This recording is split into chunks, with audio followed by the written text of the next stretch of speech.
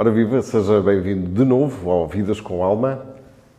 Hoje estamos com um jovem, com o diácono Tiago Andrade, que nós agradecemos muito de que venha estar aqui connosco durante este pedacinho.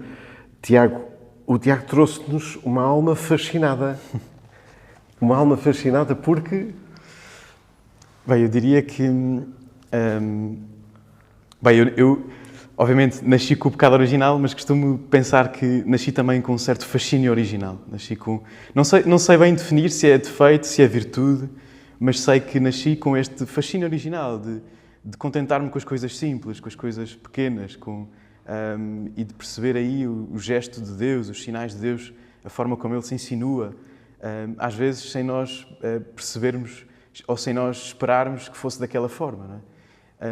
E isso tem-me marcado muito, o espanto, um certo encanto da vida, das pessoas que nos surpreendem, dos testemunhos pequenos e simples, que são para nós exemplo, apesar de ser diácono, ou seja, apesar de ser seminarista, apesar de tudo, não é? Apesar e para lá de tudo. Esta pessoa carrega, posso dizer assim, se calhar, esta sua pessoa carrega esta alma fascinada, então. Sim, sem dúvida, sem dúvida. É um suave peso, é um doce peso, que é também um encargo, não é? Porque sou chamado, ou sinto-me chamado a testemunhá-lo. Não é? Ou seja, quando sinto esta beleza, ou este sentido, este espanto original, de o transmitir. Não basta que fique para si. Claro que sim, e de ser um sinal de esperança. Não é? Nem tudo vai mal, nem tudo está mal, nem tudo... há sempre, por detrás daquilo que nós, muitas vezes, achamos ser o fim do mundo, ou achamos ser o ponto final na história, na narrativa, às vezes há sempre um segredo que nos espera ao virar da página, e às vezes são coisas pequeninas, são coisas simples, mas de não ficar para mim, não seria egoísta da minha parte, claro, vivê-lo no meu mundo interior. E claro, que o deixa maravilhado, já percebi. Sim, é e claro que sim. Tiago, para o começarmos a conhecer, fale-nos um pouco de si, por favor. De onde é que vem, geograficamente? Claro. Como é que é a casa dos seus pais? Fale-nos de si. Eu nasci numa ilha, nasci na Pérola do Atlântico, e por isso talvez este tal fascínio me corra no sangue, digamos. Não é? Nasci na Ilha da Madeira, no ano 99, a 12 de janeiro, no Funchal, num bairro chamado Nazaré, aí onde cresci também. Sou o mais novo de 4 filhos. Os meus irmãos eram já todos muito crescidos, ou seja, todos muito mais velhos. Tenho uma grande diferença. O meu irmão mais velho tinha 19 anos quando eu nasci. A irmã abaixo dele tinha 18. E depois o irmão que está... O meu irmão antes de mim, sim, tinha 16, portanto, ou melhor, 15. Por isso, eu era assim o Benjamin da casa, né? e nasci assim no seio desta família, uma família católica, madeirense, e esta coisa de ser o mais novo, creio que também, bem, os filhos mais novos que me estão a ouvir, porventura saberão identificar-se com isto, que é, nós, no fundo, somos muito mimados, somos muito acarinhados. E isso, com certeza, que trará as suas virtudes e trará os seus vícios. Não é? Mas eu creio que, desde muito cedo, fui surpreendido com a bondade excepcional das pessoas à minha volta. Tive uma infância feliz, muito feliz. Guardo boas memórias da minha infância. Só dizer, os meus pais, a minha mãe nasce em Angola, portanto, os meus avós são retornados. A minha mãe já nasceu lá, nas colónias, não é? Mas os meus avós são retornados e, portanto, sou filho de viajantes, sou filho de retornados, e isso também, de alguma forma, me marcou. Esta coisa da condição de viajante, que, claro, no seminário descubro que não é só o facto de não ter uma terra propriamente, ou seja, nasci na Madeira, cresci na Madeira, mas lá em casa o sotaque madeirense não era original, porque o meu pai nasce nos Açores, a minha mãe em Angola e cresce em Angola e trazia um vocabulário próprio, não é? Dos nossos retornados. Há uns tempos lia um livro de Dulce Maria Cardoso, em que que se chama Os Retornados, acho que se chama assim. Exatamente, e aí vê-se o quão diverso era o vocabulário. Portanto, a minha própria língua, a minha própria pátria, o meu mundo original, é todo ele diverso. Repartido e partido, não é? No fundo, não sou de terra de ninguém, mas sou de todos. O que é por si um fascínio também, na verdade. Sim, eu acho que está tudo ligado, não é? Está tudo ligado. Porque, na verdade, quando nasce e lhe dizem, português madeirense, e dizem, sim, mas espera aí, aqui ao lado, e do outro lado um é dos Açores, o outro nasceu em Angola e nós estamos a morar aqui. Sim. E os seus irmãos também nasceram já na Madeira? Somos todos madeirenses, sim. Somos todos madeirenses. Portanto, só os pais é que não são madeirenses. Sim, exatamente. Os meus pais, os tios, tenho primos espalhados pelo mundo inteiro, portanto, eu não conheço os meus primos todos. Os meus avós paternos a minha avó paterna teve 14 filhos, portanto, eu não conheço os meus primos todos. E se nos reuníssemos, não caberíamos nesta sala. Portanto, engraçado. Ou seja, eu sinto-me parte de algo mais alargado. E creio que, é claro que na altura isto era-me indiferente, e digo honestamente. Claro. Depois é que, no seminário, olhar para a minha história, olhar para uma possível vocação de entrega a todos, lá está, isso vem ao de cima. Porque, de facto, eu olho para a minha história e reparo, é verdade, eu não sou de um lugar porque quero ser de todos os lugares, e isto transposto para as pessoas é a mesma coisa. Eu não quero me dar totalmente a uma só pessoa, e por isso quero me dar a todas, da mesma forma. Da mesma forma. E fazê-las sentir que são amadas e queridas por Deus pessoalmente.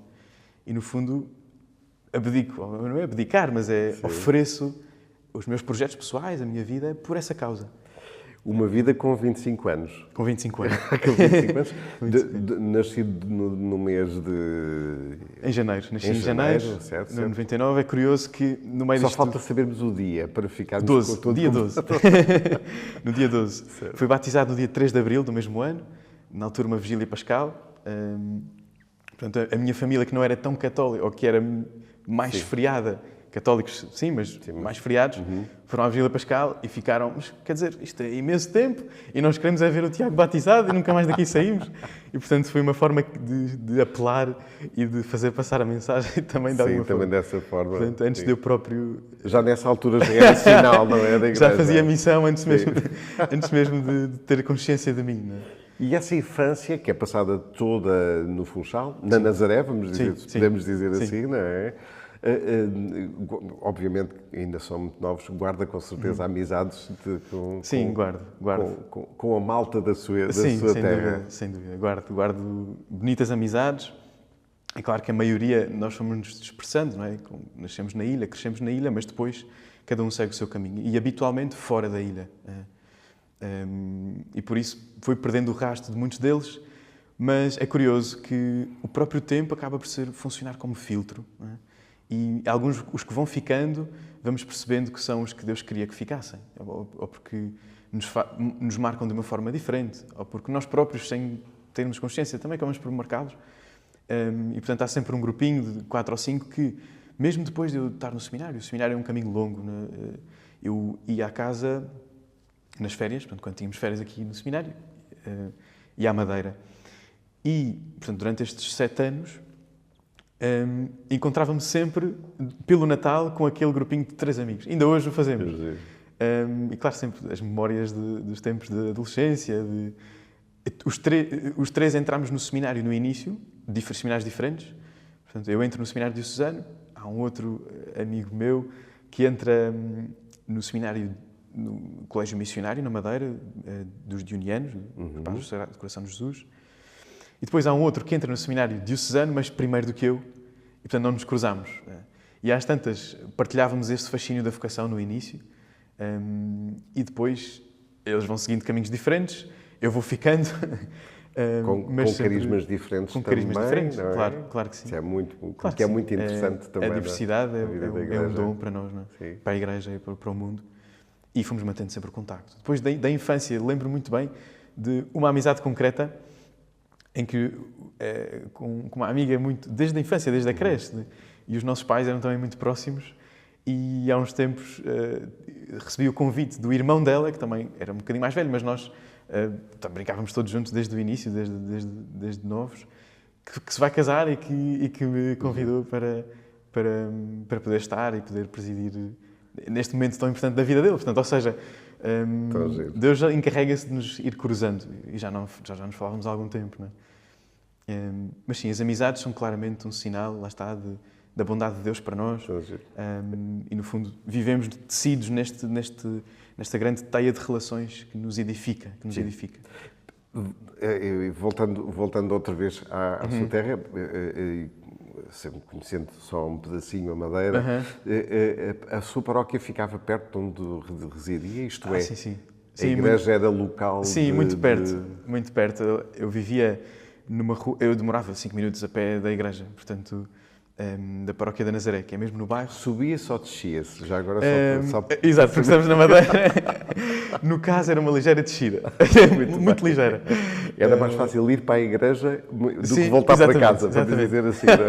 Não sei se isso terá ajudado a encontrar na igreja um lugar de descanso e de gosto de aqui estar. Mas sim, é uma ligeira descida, descer a rua para ir para a igreja. Eu na comunidade, na Paróquia da Nazaré, sempre fui muito discreto. Eu sou uma pessoa muito... Pelo menos era. Eu acho que as coisas vão mudando, não é? Vamos crescendo. Sim. Mas eu era muito tímido. Até porque os papéis vão mudando também. Os papéis vão mudando, claramente. E nós vamos nos descobrindo noutras facetas que nem sabíamos haver em nós, não é? Determinadas características, dons, inclinações. E às vezes uns que temos que ir trabalhando, porque a vida também... Sim, sem dúvida. Que é este o seu caminho também, que já vamos falar. Exatamente. E, portanto, lembro muito bem de ser muito tímido e não querer pertencer a grupo nenhum. E o padre, na altura, o pároco, convidava-nos, ia às catequeses, e era muito amigo da família. Tinha andado no seminário com o meu irmão mais velho, que é padre, portanto, somos 2 na família, ou seremos 2, eu sou diácono, mas, portanto, era muito próximo e ele já sabia como é que eu era, e, portanto, pegava muito comigo.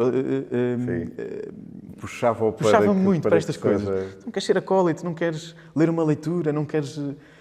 grupo de jovens... E o Tiago nada. Eu ria-me e tal. Vamos ver. Eu nunca disse que não, mas vamos ver. Nunca aceitei, obviamente. Ia sempre para o meu cantinho. Sempre fui assim muito tímido. Mas curiosamente, lembro-me que, desde pequenino, a minha mãe, portanto, nos passeios que dávamos ali pela zona mais próxima, íamos sempre à igreja, pelo meio-dia, eu não me lembro, ela conta-me, não é? E rezávamos o Ângelus. Ela rezava, eu acompanhava na igreja. A igreja da Nazaré, da paróquia, é uma igreja contemporânea, moderna, um estilo despido, mas muito belo, muito enxuto, mas com uma beleza insinuada, lá está, não é? Que se depreende e que nos envolve.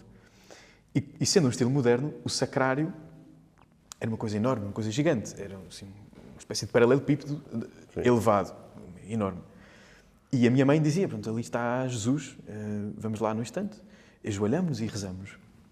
Eu lembro muito bem, na minha cabeça, de ver, portanto, a imagem que eu tenho de Jesus, portanto, foi muito marcada por um quadro que havia lá em casa, à entrada, que a minha mãe e o meu pai, portanto, do qual eu me despedia e saudava quando saía de casa e quando chegava, que é o quadro da Divina Misericórdia, que é muito conhecido.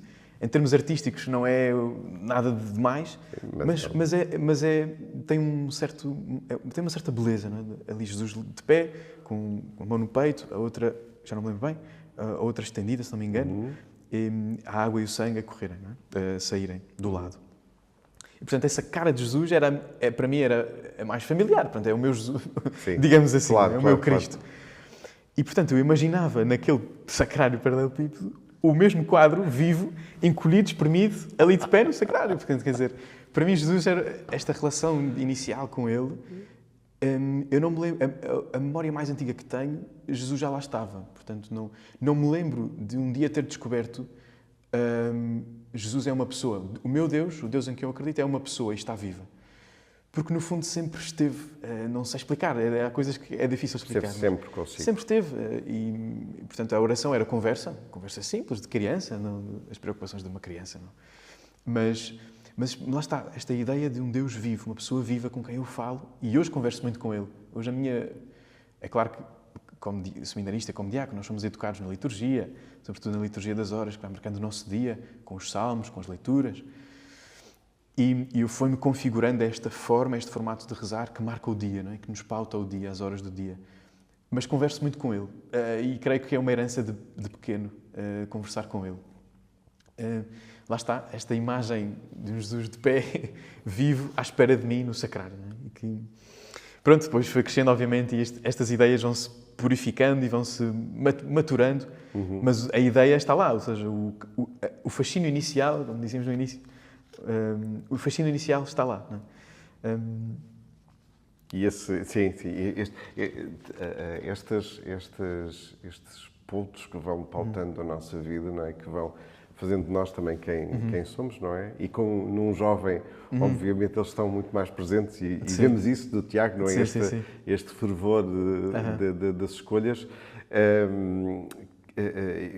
Escolhas essas que eu queria trazer agora aqui para estes dois pedidos que lhe faço.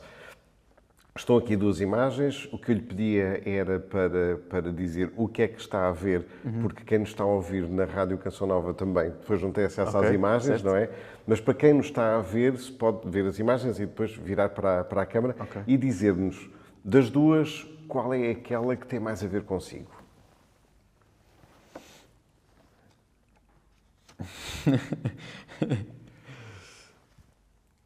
Ok. Portanto, escolho uma destas. Uma das duas. Bem, é difícil, porque portanto, na primeira imagem vejo um livro com aspecto de livro sagrado, portanto poderia ser uma Bíblia ou algo do género, portanto, no fundo. No outro em baixo vejo claramente, portanto, um balde de pipocas, uma televisão, ali 4 ou 5 pessoas a escolherem um filme para ver, ou uma série. Ou... Isso mesmo. Portanto, e é muito difícil de escolher, confesso. E agora, exatamente, virando... Enquanto pensa... Bem, eu escolheria as duas. É o melhor dos dois mundos. Sabe que uma das descobertas que tive, sobretudo no seminário, foi de ter percebido na cultura, ou de ter percebido nas inquietações humanas, que dão origem à arte, que dão origem ao cinema, como vimos aqui, que dão origem à literatura, que dão origem, enfim, ao desporto, inclusive. Ou seja, perceber nessas inquietações humanas qualquer coisa de mais profundo, E, portanto, liguei-me muito à cultura, sobretudo no seminário. De repente, a ler coisas que não imaginava ler, a encantar-me, lá está, fascinar-me pela poesia, pela literatura, por um bom romance, por um bom filme. E são tantos os filmes do qual tiramos tanto sumo, tanta beleza. E por isso... eu vou arriscar, mas eu escolheria o de baixo. Muito bem. Isto porquê? Porque em tudo o que fazemos, ali está Jesus, ali está Deus a mostrar-se. Às vezes mais explícita, outras vezes mais implicitamente. Não escolhi a forma explícita, que seria a Escritura, exatamente. Não é? Porque essa está dentro de mim, não é? Escolho a implícita porque é desafiante. A Sofia de Melbrenner tem um poema que se chama Sinal de Ti, em que ela diz, não sei citar de cor, mas basicamente ela refere-se, os mares não dizem que tu os criaste, assim como os animais, ou os próprios céus. Como é que eu te posso encontrar na natureza, nas coisas criadas? E depois ela diz, só o olhar daqueles que escolheste me dá o teu sinal entre os fantasmas. Portanto, o olhar dos escolhidos é um sinal. E esta ideia de sinal, esta ideia de símbolo, esta ideia de processo, esta ideia de caminho, que nem tudo é evidente, não é? E o nosso Deus é um Deus muito pedagógico. O próprio Jesus era assim, não é? Às vezes, para fazer um milagre, tocava, outras vezes dizia. Mas outras vezes, iniciava com a pessoa um processo, um autêntico processo. Lembro-me da história do cego, da narrativa do cego. Jesus vai, cospe, vai à terra e ali há um hiato de tempo em que o cego não sabe o que está a acontecer porque não vê. Isso. E Jesus está a criar no coração dele, exatamente, está a criar nele uma disposição para o receber, uma liberdade para dizer sim com totalidade. E nesse tempo, claro, Jesus era escusado ter feito toda aquela argamassa, com a própria saliva e depois colocar nos olhos, expirar soprar sobre os olhos e dizer a palavra. Não é? Os sacramentos são assim, quer dizer, é uma pedagogia, não é? A palavra, o gesto, os sinais. E por isso fui aprendendo a ver no grande sinal que é o mundo a presença de Deus. Portanto, encontramos-lo também, certamente, nas coisas que vemos, no que escolhemos fazer e nos desafios que encontramos todos os dias. E falando de jovens, uns mais, outros menos, mas porque falou, de facto, deste mecanismo do mundo, estão aqui também duas pessoas. Eu sei que um é tendencioso, não é? Porque Esta terra um é esteira. da sua terra e é mais difícil, não Esta é? terra rasteira. Mas qual deles, não digo com qual se identifique mais, mas qual deles o desafia mais? Assim.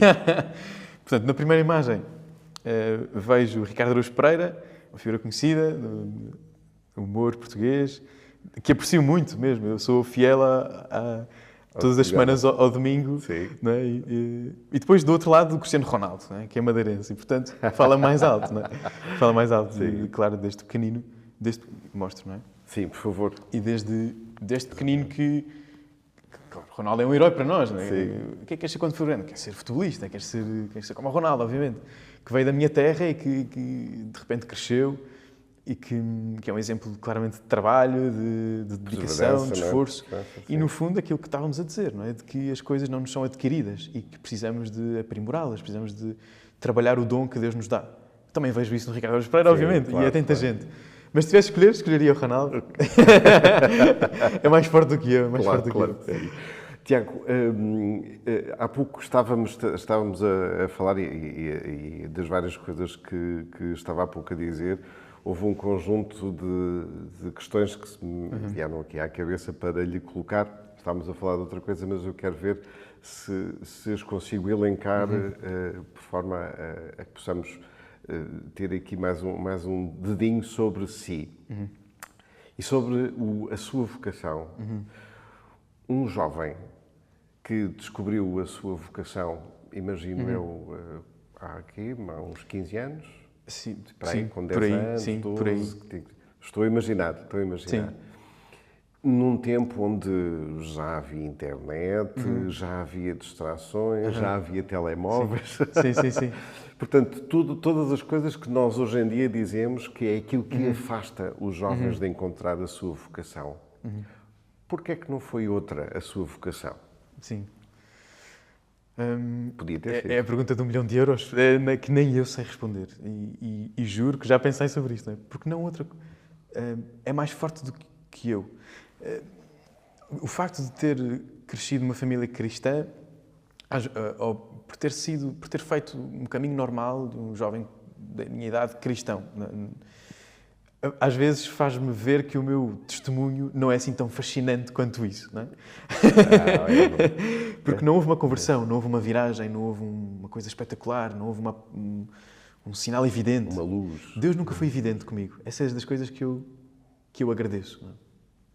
Não queria que ele fosse evidente. E gosto desta ideia de um Deus que nos interpela com as coisas mais simples e sem se impor, mas propondo-se sempre. Não é? Deus nunca foi evidente, o que foi mais trabalhoso para mim, porque eu sempre estive disponível, mas eu quero fazer o que tu quiseres, mas diz-me, mas de hoje para amanhã, quer dizer, amanhã devo inscrever-me ou não devo inscrever-me? Pronto, já agora se calhar vou atrás. Portanto, eu entro no pré-seminário, lá está, eu venho do seminário menor, portanto, eu entrei no seminário, regime interno, digamos assim, com 17 anos, no Funchal. Pois como não temos seminário maior, nós somos enviados para cá, para Lisboa, para o Seminário dos Olivais, onde estudamos e fazemos todo o percurso de teologia e de formação humana, pastoral, espiritual. Onde ninguém acreditou que fosse madeirense, porque o sotaque... Por causa do sotaque, exatamente. Nos inícios ainda mantive. A sério? Sim, mantive. Aliás, basta ligar para casa. É um assunto que se resolve. Basta ir ao aeroporto e muda o registro, não é? Mas sim, o sotaque... E lá está, e como dizíamos no início, o sotaque lá em casa nunca foi muito carregado. Foi. Mas sim, quem ouve os meus pais percebe que é madeirense, não é? Mas eu, apesar de tudo, aqui dava umas calinadas, umas semelhas, uns quilómetros que é preciso percorrer para... e não os quilómetros. São marcas giríssimas, eu acho, não é? Da expressão da personalidade. Mas, portanto, eu entro, antes do seminário menor, no pré-seminário, que era uma vez por mês, tinha 14 anos, se não me engano. Portanto, ia uma vez por mês ao seminário. Era engraçado, porque nós jogávamos à bola, a comida era deliciosa, e encontrávamos pessoas que não encontrávamos nunca, porque vinham de várias partes da ilha, e, portanto, tínhamos escolas diferentes, mundos diferentes, realidades muito diferentes. E naquele fim de semana, naquele mês, encontrávamos sempre no seminário, com novidades, com alegrias, e, portanto, havia sempre um filme, lá está, há bocado, havia sempre um filme à noite, depois do futebol. O seminário era assim, no meio dos prédios, aprendes à volta, e nós jogávamos à bola à noite, portanto ligava-se os holofotes, tudo. Era assim, depois as pessoas vinham à janela e às vezes aplaudiam, outras... Portanto, para nós era assim. E depois, no dia a seguir, no sábado, tínhamos sempre uma catequese, normalmente com a tonalidade vocacional, portanto, o que é que Deus quer para mim, etc. E depois os padres eram incríveis connosco, eram também padres novos, que traziam sempre muita novidade, e para nós era muito marcante. E, portanto, o processo de entrada no pré-seminário, lá está, eu como muito envergonhado que era, muito tímido, nunca quis uma coisa desse estilo. Não que eu descartasse a questão vocacional, porque às vezes pensava, lá está, este Jesus vivo com quem eu conversava, se calhar poderia pedir-me alguma coisa de mais. E eu perguntava e questionava, mas nunca por ir além. Porque depois, na adolescência... Não, e eu dizer-lhe que ainda bem que não pediu, porque agora sou eu a pedir. Se não se importa, fazemos uma pequena pausa e vamos fazer só um pequeno momento para respirar e já voltamos. Até já. Até já.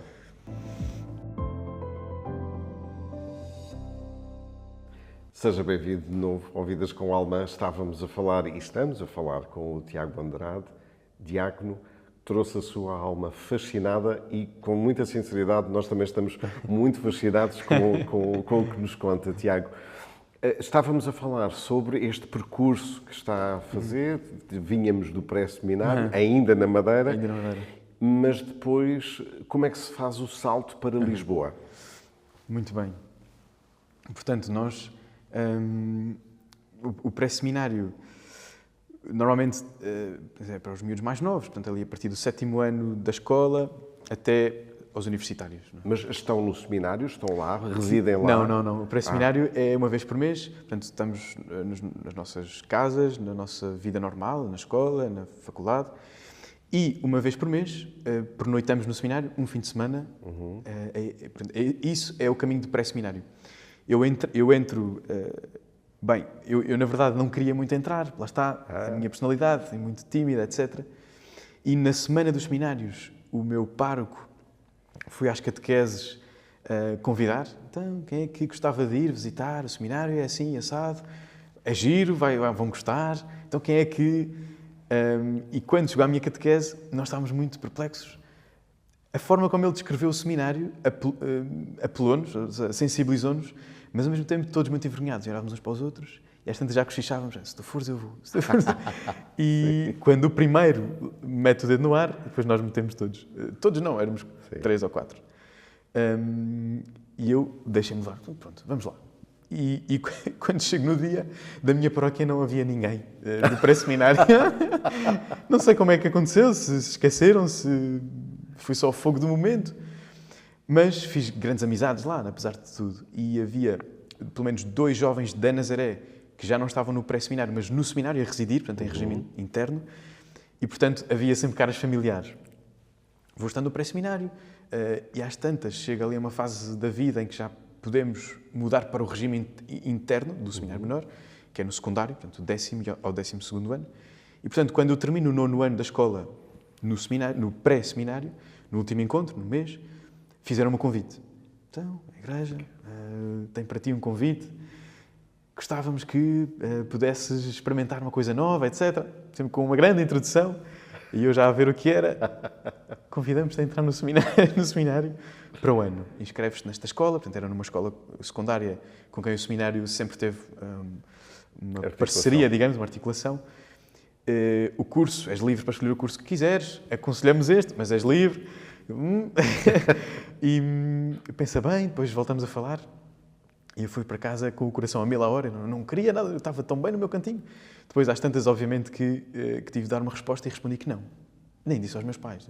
Foi um dia pré-seminário normal como os outros. Nem disse que tinha sido convidado. Disse que não ao Sr. Padre. Não, estou bem assim, vou continuar no pré-seminário.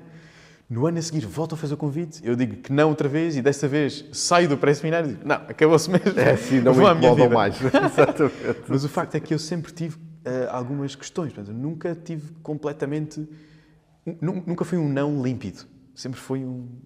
Vamos ver, mas eu não me quero comprometer. Para não incomodar, não é? Exatamente, não me quero comprometer. Sim. E, portanto, às tantas tive de bandeira branca na luta com Deus e, ok, então vou arriscar, vou experimentar. E entro no seminário menor, estava eu no 12º ano. Creio que o desafio de estar numa escola secundária com as amizades normais, que já eram as minhas, que eu tinha antes, e a juventude normal, Com uma da minha perspectiva altura. universitária, se calhar de um outro curso, não é? Eu tinha 2 cursos em mente, e que lá está, acabei por não seguir. Eu gostava muito de psicologia, por um lado, e desde muito cedo algo ligado às humanidades, ou à literatura ou à filosofia, mas nesta área. Que é um bocadinho diferente da psicologia, mas tinha estas duas coisas, que eram assim dois que estavam na manga para qualquer coisa. Mas, porque o seminário, porque mesmo quando eu entro no seminário, lá está, nós não entramos com certezas. Claro. Eu não sabia o que é que foi para me render. Foi, então, se eu sinto isto no meu coração, então Deus vai-me falar. Tem a obrigatoriedade de me falar. E por isso eu vou deixar a casa dos meus pais, eu vou. Minha mãe ficou muito reticente, eu lembro muito bem. Ainda hoje guardo a expressão da cara dela, não é? Que me deixa... É claro que as mães é mais difícil. Porque teve uma... Porque o Tiago teve uma decisão ou porque ela não esperava essa decisão? Eu não sei. Eu acho que as pessoas iam esperando, porque às tantas eu entro no grupo da college e na catequese sabia responder a muita coisa, quer dizer, porque vinha da família, o meu irmão mais velho era padre, portanto, e os meus pais muito ligados à igreja, e a movimentos de casais, etc. E o seu irmão fazia movimentos nesse sentido? Exatamente. Se calhar, valia a pena, vês a tua... Exato. Curiosamente, o meu irmão nunca me falou deste tema. E eu lembro-me de ter puxado uma vez, porque queria mesmo que ele me dissesse alguma coisa. E ele nunca tocou neste assunto. Creio que para me deixar na liberdade, nós nunca falámos muito bem sobre isto, mas o facto é que funcionou. Portanto, nunca fui quero ser como ele, não é? Sim, exatamente. Mas sempre pelo tal fascínio, pela tal novidade, que Deus pode precisar de mim, a Igreja pode precisar de mim, a Igreja do Funchal pode precisar de mim. Sim. Pronto. E arrisquei, não é? Tiago, eu queria, se não se importa, fazer aqui um pormenor. Primeiro, dizer de facto que este caminho que está a fazer, ao contrário de outros diáconos que já estiveram aqui connosco, são diáconos definitivos, não é? Que têm um caráter diferente. Permanente. O que é que isso diferencia de si? Porque eu já percebi, isto é uma coisa temporária, não é? Que está aqui. não estará a tempo, não vai ser por muito tempo. Diga-nos para onde é que isto vai desembocar, se faz favor. E depois a outra questão, se não se importar também de juntar aí, é nós, do outro lado desta Câmara, temos pessoas que podem, de facto, ser avós, pais ou os próprios com questões vocacionais ou que estejam a lidar com questões vocacionais dos seus. E encontrar do lado de cá um jovem que fez uma escolha, como dizíamos há pouco, não é? Com momentos onde hoje já há internet, já há outras, já aquilo que as pessoas dizem, não é? Já há tantas outras motivações e tantas outras expectativas e tantos outros chamamentos que escolher uma vocação religiosa acaba por ser, neste momento, um achado. Sim. E se puder juntar a isso, o que é que para si foi este... Porquê decidir, de facto, isto na sua vida? Certo. Portanto, então começo pela primeira, sobre o percurso, o diaconado. Portanto, o percurso do seminário é longo, é muito longo. Nós temos o ano zero, o chamado propedêutico, que é assim o primeiro impacto, não é? Em que vimos de várias origens, uns do secundário, outros do seminário menor. A maioria, creio que hoje em dia, a maioria vem do mundo universitário, do mundo do trabalho, já alguns com uma certa estabilidade de vida. E encontramos todos naquele ano, que é uma grande introdução à vida cristã, no fundo, e a recomeçar passo a passo. Depois temos, sim, o curso na Universidade Católica, mestrado em Teologia. Portanto, que tem, assim, 2 anos mais ligados à filosofia, às línguas clássicas, aqui nesta casa, no seminário. Portanto, juntou na teologia as duas acabei por encontrar, coisas, a psicologia e a filosofia. Acabei por encontrar, sim, muitas daquelas disciplinas ou cadeiras pelas quais sentia uma inclinação, não é? Exatamente. É verdade. E, portanto, aqui, os 2 primeiros anos coincidem com a chamada etapa discipular, com propostas muito concretas. Ao fim de semana, alguns trabalhos de missão, de saída do seminário. Mas durante a semana, um sítio mais de recato, de aprender o ABC da vocação.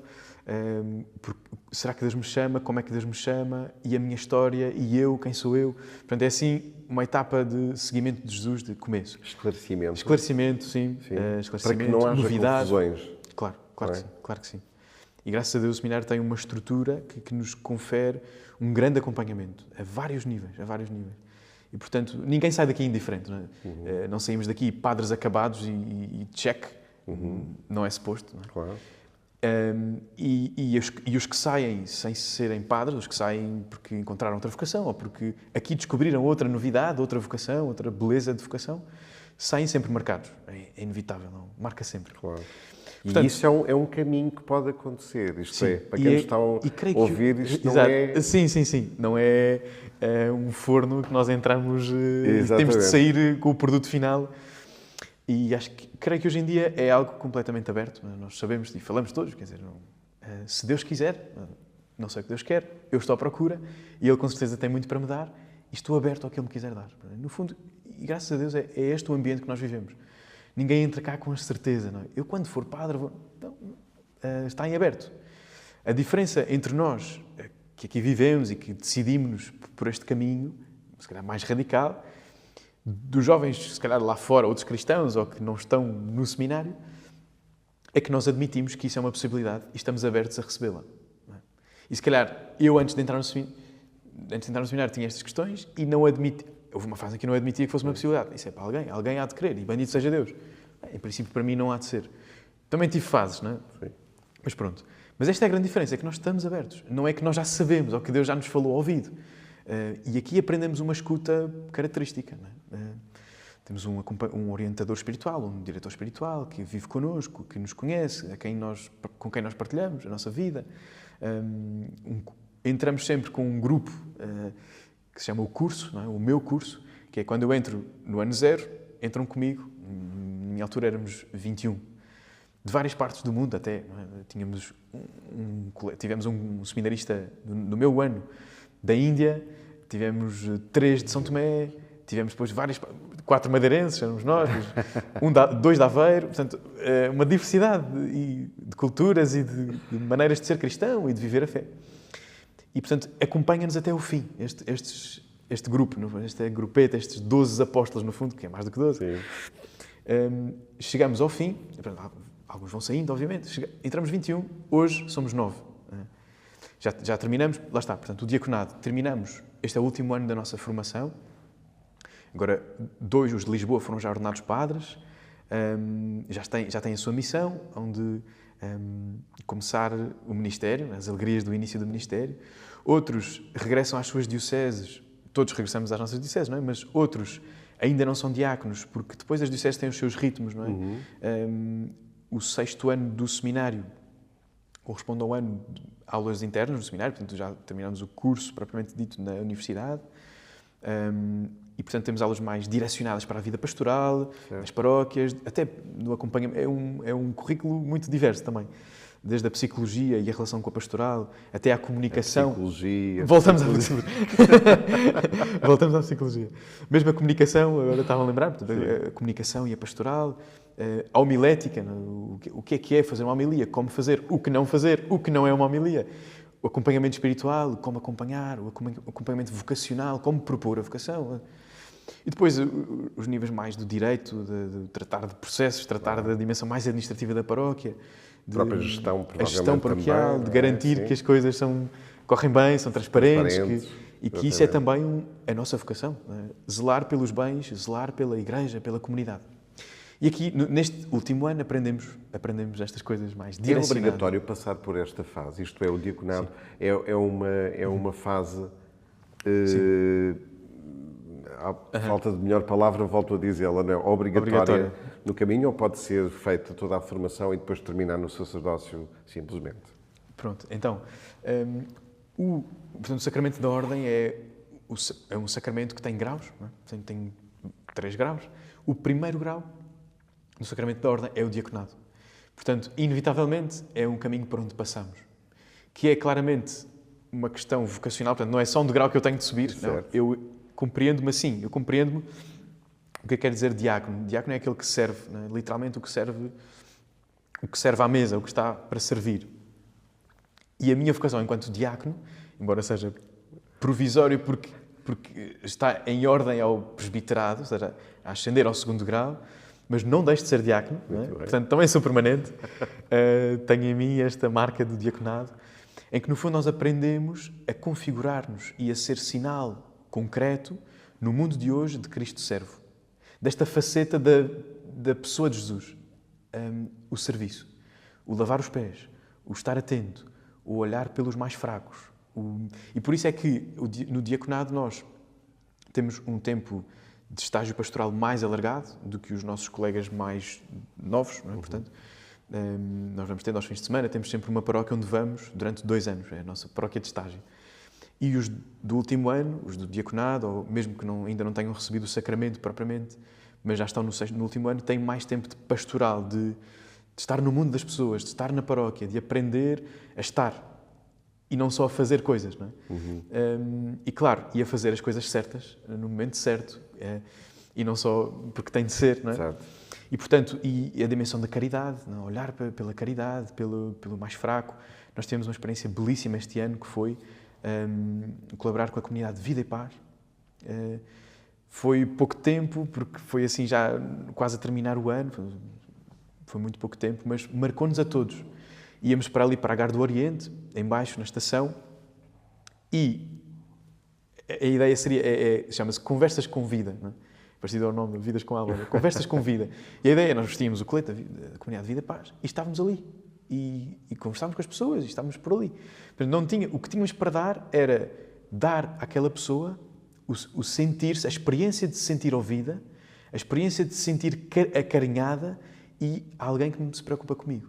E nós conhecíamos, sabemos os nomes e sabemos, quando regressávamos, então, como é que foi o aniversário? Festivou o seu aniversário? Porque às vezes havia lá uma senhora que fazia anos e estava toda contente, que sem abrigo, não é? Fazia anos ali. E o facto de nos ter a nós para partilhar, mesmo que não fosse nada especial, mas para nos ter ali foi importante. Portanto, isto é muito... um caminho de dignidade, não é? Completamente. Que é preciso...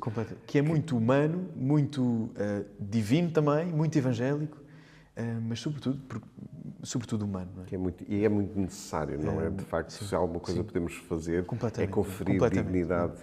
Mesmo àquela situação, não é? Em que a pessoa está sem abrigo, ou sem teto, mas precisa de sentir que, enquanto pessoa, mantém a sua dignidade. Certo. Ou seja, para nós, Igreja, a pessoa humana é uma prioridade, como é para Deus. O Papa Paulo VI é que dizia, não é? A Igreja é perita em humanidade. Ou lançava como desafio, devemos ser peritos em humanidade. Sim. E que o coração humano não nos passe despercebidos, não é? Despercebido. Mas que nos interessemos e que apliquemos e arregacemos as mangas. Estamos cá para isso. Portanto, a dimensão da caridade, da pastoral e depois na liturgia, portanto, proclamamos o Evangelho e estamos como quem serve. A estola é diferente. Portanto, para quem nos vê na liturgia, o diácono tem a estola assim, na horizontal. E da direita para a esquerda, como está a colocar. Exatamente. Mesmo assim, exatamente. Também tem uma simbologia, ser da direita para a esquerda? Ou o lado, creio que não. Por acaso nunca me questionei de esquerda para a direita ou de direita para a esquerda. Mas creio que é o mais natural pender. Não é? Mas no fundo, esta dimensão de estar disponível, estou disposto. É claro, o sacerdote traz a estola pendente, não é?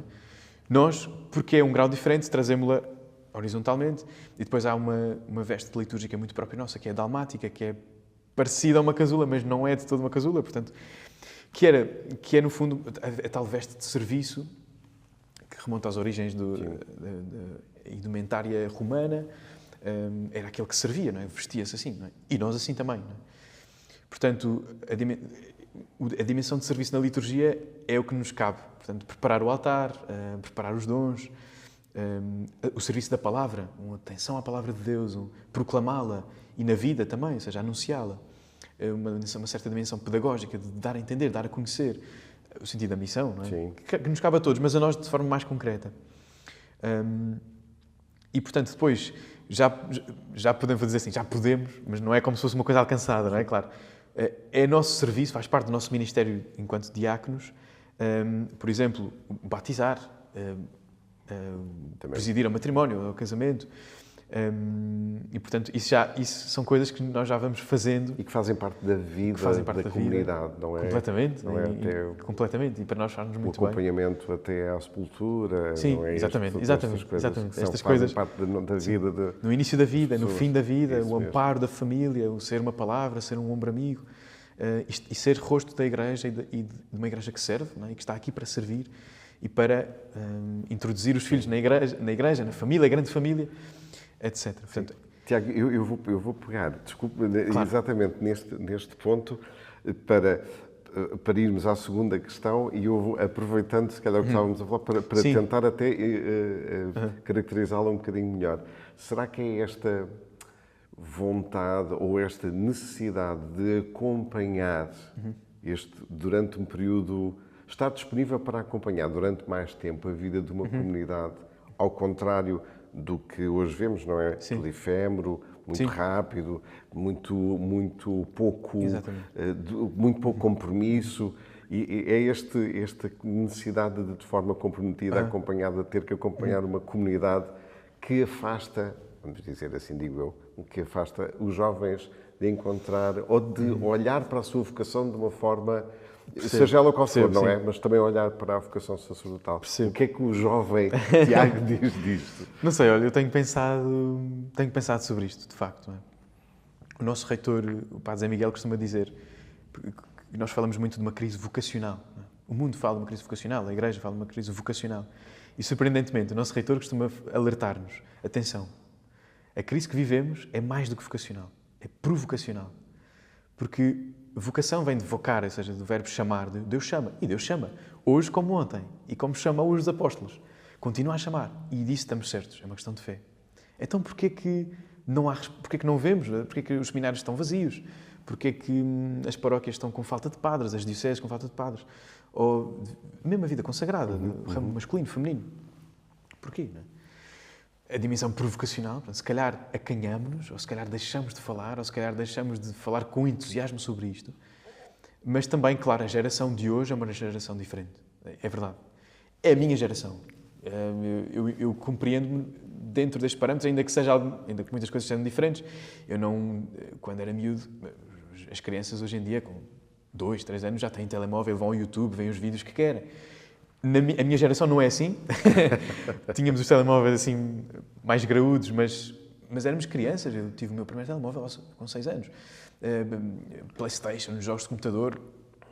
Passava tardes. Eu gostava destas coisas. É a minha geração, eu compreendo assim. E creio que nós temos claramente uma dificuldade na dimensão do compromisso e de aceitar e também do serviço, no fundo, porque é a coisa da realização pessoal. Não é? O que é que eu quero para mim que me vai realizar? Qual é a disciplina, qual é a cadeira, qual é a profissão, qual é, às vezes, materialmente, com quem é que eu me quero unir, que vida é que eu quero ter, ou quero estar sozinho, quero viajar, quero ser um espírito livre. Ao meu lado, não é? Se é alguém para fazer vida comigo, se é uma comunidade a quem eu quero servir. Portanto, exatamente. Portanto, e esta questão, se calhar, quando há este clique, que é nós percebermos que a nossa vida, toda a vida, todas as pessoas têm uma missão, um projeto que Deus nos confia, e como é que eu posso, então, com a minha vida, servir esse projeto e essa missão? E quem é que são os remetentes dessa missão e desse projeto? Este é o clique que é preciso fazer. É quando nós falamos com os jovens, ou com o futuro, no discernimento vocacional, ou mesmo de futuro, para que curso é que eu vou?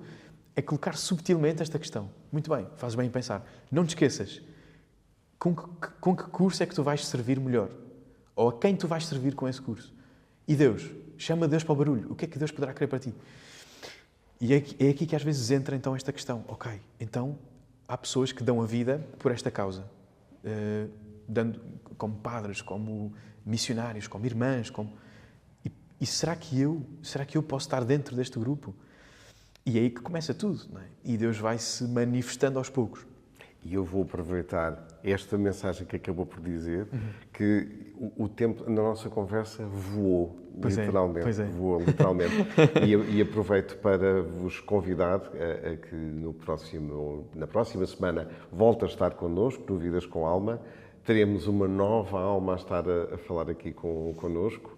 Certamente tão esclarecida e tão tranquila como o diácono Tiago Andrade, portanto, pedir-lhe que esteja desse lado para a semana. Não esqueça, nós vamos continuar a conversar, mas não esqueça, por favor. O Tiago estava a dizer, e muito bem, que estas interpelações que Deus vai deixando vão nos modificando, modificando. O que é que mudou em si quando Deus o interpelou? Eu creio que nasci de novo, mudou muita coisa. Trago claramente... De forma tranquila, imagino. De forma muito tranquila, assim, sempre estive muito aberto ao que Deus pretendesse, não é? E quisesse de mim. Mas mudou muita coisa. Foi preciso não ter medo?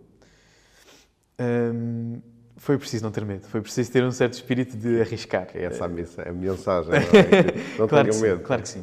Não ter medo.